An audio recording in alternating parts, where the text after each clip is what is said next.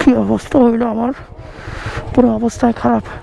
আমি সবচাইতে বড় ভয় পাইছিলাম যে মানে আমার কিছু হবে এমনটা আমি মাথায় রাখি নাই।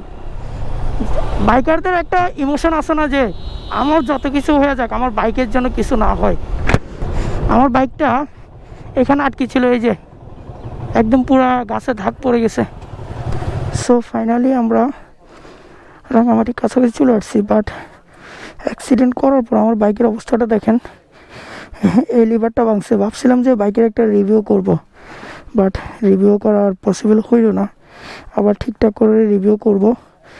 এখানে ভালো স্পট হয়েছে, এখানেও হয়েছে, এখানেও হয়েছে। এগুলা মেবি বব করে রং করলে হয়ে যাবে।